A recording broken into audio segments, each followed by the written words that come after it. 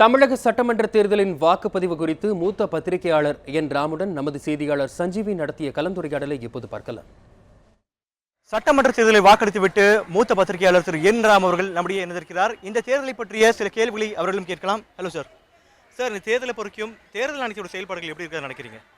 நல்லா சிறந்த முறையில் எலெக்ஷன் கமிஷன் செய்திருக்காங்க. இது பண்ணால் இங்கே இந்த இதில் ரொம்ப ஸ்மூத்தாகவே நடந்தது. நான் 3-4 மினிட்ஸ் தான் வெயிட் பண்ணேன். பல பேர் மார்னிங்கே க்யூ அப் பண்ணி போட்டு போயிட்டாங்க.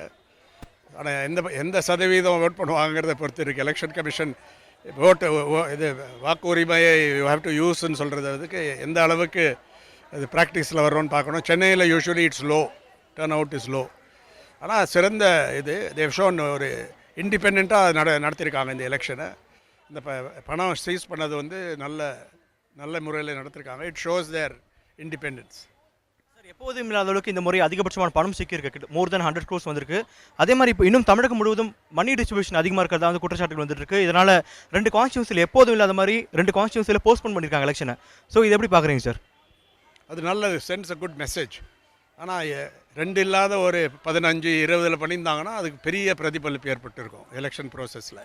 ஆனால் அதுக்கு எவிடன்ஸ் இல்லாத செய்ய முடியாது. நான் ஒரு உதாரணத்துக்கு சொல்கிறேன். இன்ஸ்டெட் ஆஃப் 2, 15, 20 அதில் நிறுத்தியிருந்தாங்கன்னா அது பெரிய விஷயம்.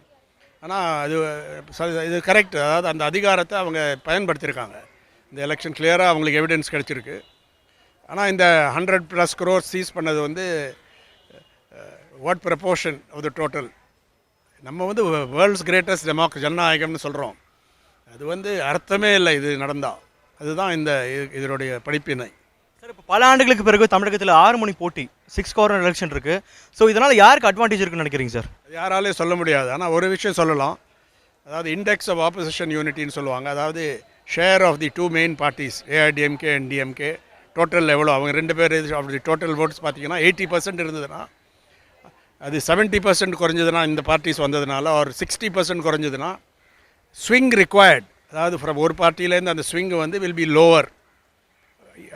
அதாவது அந்த ஸ்விங்கை அச்சீவ் பண்ணுறது ஈஸியர் அந்த ஆப்போசிஷன் பார்ட்டிக்கு.